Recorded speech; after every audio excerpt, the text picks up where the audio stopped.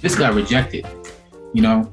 No, God, please, no, no. It's funny, this was going to be the first product I launched on this new store, and I really wonder why this got rejected. Why are you doing this to us? So I know you're probably more familiar with the policies. Is it possible that this hit the personal attribute filter? Huh? My sort of first thing that came to my mind was maybe the image itself, how there's like a lot of exposed skin.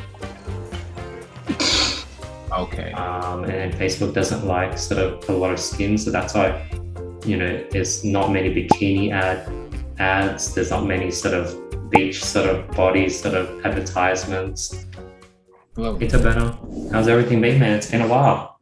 Yeah, it's been a while, unfortunately, but it's been good. How are you doing? I've been good. I've been good. Being really focused on, I don't know, the new platform, and I don't know if you logged in, but that's been like my key focus, and just been focused on hiring developers. Okay, yeah. No, I actually did log in, and I reached out in that platform when I thought I didn't have access to the old one, app.studying, but I found out, like, at first I pretty much found out how to reset my password, and we're all good now. Yeah. I had to take a step out just for, like, some money reasons. I found that when we spoke about it, I don't know if you remember, it was so long ago, but before we had the chance to really speak, I was spending so much money testing. So once I figured that out, I had to sort of take a step back, save some money up, and I have some plans to continue on now.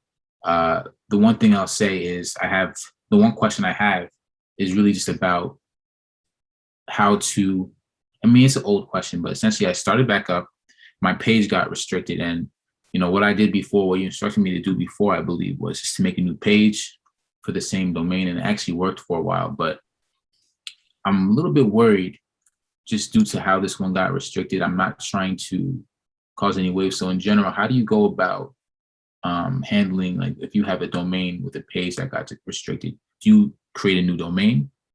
Do you just create a new page with the same title? Like, what are some of the best practices there, so I don't run into some issues again? Yeah. I actually went through the exact same issue with one of my dropshipping stores I recently set up. And the new page, let me see what's it called. Oh, I was thinking about changing my domain if I have to. okay. We use like a similar page, surprisingly. So it looks like we went ahead and just sort of used, and we created a new page under the exact same name, and it's sort of running with no issues at the moment. Okay. Another strategy I sort of went with was creating sort of fan pages. So if you have products within the kitchen niche, then you could go ahead and create pages talk about like kitchen gadgets, or top kitchen trends, or family items. So you could just have these random sort of theme pages and advertise your store and products on that. So when the ad is being seen on the news feed, it'll say kitchen, like, gadgets and stuff like that. Correct. So kitchen gadgets, and then we'll have your ad copy and the link to your website. okay. So I always wondered. This is sort of a more like a big picture question, I guess. But I took a look at my product. So before I had taken a break, I launched like 65 products, and I wasn't able to get a winner. And I looked at my previous store. So that was on the new store I built after joining. And then my previous store, I checked the first 15 products I launched under your method. And, I actually had a lot more success, like a lot more engagement, more purchases. I almost pretty much had a winner, something with like 30 purchases, for example. So I guess what I'm trying to get at is, I almost felt like there could be something, like, how important is that store? Like, I know the product is very important. It's the most important thing in terms of being able to get a winner, identify a winner, is the product. But if you're using that method with, like, the broad kitchen guides from those fan pages, isn't that going to take away some of the what I thought was growing increasingly important trust that you need to have when you're advertising on Facebook now? Like, I'm seeing a lot of general stores that are trying to appear like like branded in a sense. Is that something that you are seeing? Is that something that you believe in, or do you still think that, you could have some of these other types of stores? Like the name of my store before was Rally Deals. Now I try to switch to something a little bit more, just something a little bit more random. I'll give you the name of the store was like Zarmans. It could be anything. I've seen this now and then. I think you even talked about something like that as well. But I just wanted to know what you think about, all that. I know it's a few different things going on at once, but I hope, you could make sense of that. If not, I could. So if the main question was, if I were to restart with a new store and just sort of give up on everything in the past, would that be okay? And the answer is yes. Like that's totally fine. If you were to restart with a new store name, new website, sort of make it look similar because you sort of know how to make a website look branded, and start fresh, that is going to be totally fine because there's not much data you're losing out on anyways. And if you wanted to, you can reuse the same pixel, but even the pixel isn't that important. Okay, I see what you're saying. I guess the question I have is really more of a wait and see thing. Because that was sort of my question, and I think it would be hard for to be answered. But I just also wanted to see, I've spent a little bit of money on Facebook, and I'm pretty familiar with the policy. Is it okay if I just quickly share my screen? That's definitely. I'm just gonna show you a few ads that got rejected here, and just curious if what you said was that just make a new page, and then just run it from there. That's what you're doing right now. And then when you make a new page, you don't want to do exactly what you just launched, because if you try to do the same thing, Facebook will give you this circumventing Facebook thing and your ad account will get banned. So you might either want to just move to a completely new product or change up the image and ad copy completely. Yeah, no. I just decided to not launch this product. But yeah, I'm going to. If the main thing I was just wondering about was the page name itself, and stuff like that. So I think you answered that question. As far as the product goes, I'm gonna just choose a new product. That's not really a problem. But I mean, that was really it. I have some questions here that I think I covered on all of them. I just wanted to sort of get back into this, but I'll be launching products slowly. As far as the warming up of the ad account goes, I ran a page like spent around $6 to $7 on the ad account so far. I wonder if that also had anything to do with it over 3 days. But should that suffice? Or do you think you need to spend a little bit more time spending money before you try to launch that first conversion campaign?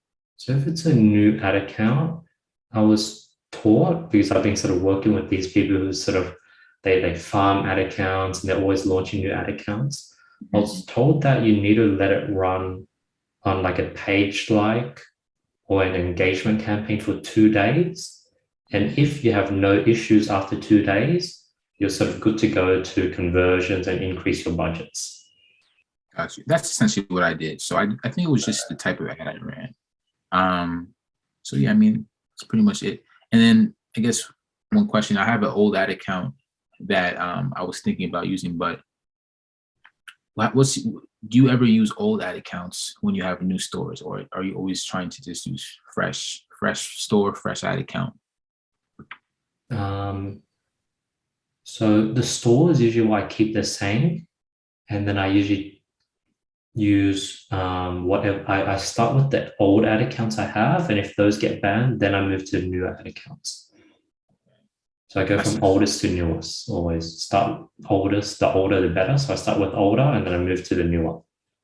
Oh, okay. So so give you an example. I have ad accounts that I haven't used in a while that spent quite a bit of money. It wouldn't be a bad idea to maybe use the new store on that old ad account. Correct. Oh, okay. So I'll just probably go back to the old one. Probably, since if you don't use it for a while, probably still do the 2-day warm up where you do 2 days of engagement campaigns to just warm it up since you haven't used it in a while, and then go back to conversions. Okay. Yeah. I mean, yeah, that was pretty much it. Yeah, I think that before I'll let you know how it goes. I'll pop in pretty much like how I was previously. I have sort of a new, not idea, but it's pretty much the same thing that you were teaching more. So I think I'm just gonna put a little bit more effort into just how I'm picking products, how I'm launching the copy and stuff. You showed me now. I really like this is like more higher level of drop shipping where it's like really brand like the sort of image vibe matches your logo, which matches your domain. And then you can just start picking products around this sort of vibe. And it'll sort of be a general store, but it'll sort of be niched down a bit to whatever niche you like the Zarmums. For some reason, this sort of makes me think of mum sort of related products, mum's fitness, mum's clothing, mum's sort of sports bottles type of vibe. Mind if I show you a product I was looking at right now, actually? Yeah. Look, I was thinking about launching like a product like this for the store. These tote bags, there's a bunch of them. I'm just looking for products that can be launched. I've been having some trouble since I came back trying to find them. But in general, like you said, I'm trying to look for products that maybe you can build a collection out of potentially. If one does well, maybe you can, find more inside of them. But I think like these are sort of the questions I have, but I felt like I've launched so many products and I haven't found anything. So I must be doing something wrong. So that's sort of I'm trying to take a new approach as far as how I pick some of these products, but just curious what your first thoughts are on this. It doesn't really solve a problem or anything, but I feel like it can, if I create like good enough copy, I might be able to get some traffic from this. So what do you think? I do think with a product like this, you'll sort of be putting a lot more effort to make it work. Since it's just much harder to get someone to stop on Facebook and see this item and take out their wallet and purchase it.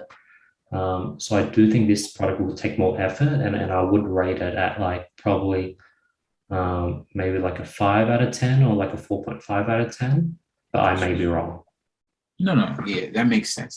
That's honestly what I think. So I just put more effort into. Just like recently, one of my team members launched this like water bottle. It's like a 2-liter sort of colorful looking water bottle, and I would have rated that like 5 out of 10. They got a sale today, so like I'm wrong sometimes, but I don't know if it's scalable. We'll see if it scales, but I have a decent eye for what scales, but my team member definitely surprises me with products he launches. That's funny. Yeah, and I'm trying to get to that. I've been hearing that Facebook, and this could just be when you're really pushing a lot of money, but Facebook has been on the decline. Have you seen any type of decline in terms of ROAS or whatever? Or have you, I feel like I've heard that every single year since I started that, Facebook is getting harder to do X, Y, and Z. But is that when you're really just spending, larger budgets that Facebook has started to slow down, or is that something that you haven't even been made aware of at all? I think my current bottleneck with Facebook ads is it's the tracking. The tracking is really annoying. Like with this bottle maker, like it's telling me that I got 3 purchases when I only got 1. So it makes it really difficult to like kill. One solution that I need to get my team member to apply is install Trackify, because I had another team member use Trackify and that really helped him with his tracking. But tracking, it seems to be like the messed up data, that seems to be the problem at the moment. Like getting purchases, I think I'm still getting purchases every second, third product I launch. Got you. Yeah, that makes sense. Okay. All right. There was one other question, but I think we went over our 15 minutes. So to better. And then, booking these calls whenever you want. Next thing I'm going to implement, so you definitely want to start going through the course, is every minute you watch, you earn 0.01 studying points. So I'm going to start making these one-on-one calls, like say 0.5 studying coins or something. So students that watch the program can trade their sort of coins for one-on-one call times. So that's like a hint on the next thing I'm going to implement. But yeah, keep me in the loop, man. Yeah, definitely. Yeah, definitely will. So what is your and if this is too long a question, maybe we can talk about it some other time. But like, what is your overall vision for the learning platform? Are you really just sort of building the base right now before you start to pump? Am I getting that right? Yeah, right now I'm building a lot of the base. for the program, and I want us to get to a point where sort of it's like a good enough program where people can sort of refer and bring in friends and create incentives where, you know, let's say you bring in a friend, like you can now unlock the next module for free rather than paying X amount of studying points to unlock the next module. Obviously, paid members sort of unlock everything. But that's sort of the next plan, and build it to a point where like the community can grow on its own, because I've set the incentive structures right where it's really worth it for people to refer, and it's really gamified. And then if I can sort of get that to really work well in the dropshipping niche, offer like other instructors, be like, hey, do you want to sort of have the same effect and use my platform? You can just tap into what I've built and just teach whatever you want. Really cool. Yep, I'll be looking. I'll be looking forward to that. So thank you for the help today. Definitely will be in touch. I'll reach out again when I'm here to schedule another call. But yeah, thank you for that. Like, give me a loop and send me any messages, and like send me screenshots. And I think you're on the right track. And I think all your experiences is definitely not gone to waste. And I'm really glad to have you back, because you've learned a lot. And I think, you know, you're getting closer and closer every single day to that. Right, yeah, hopefully. All right, yeah, appreciate it. Have a nice day, man. Have a good night. Bye. Have a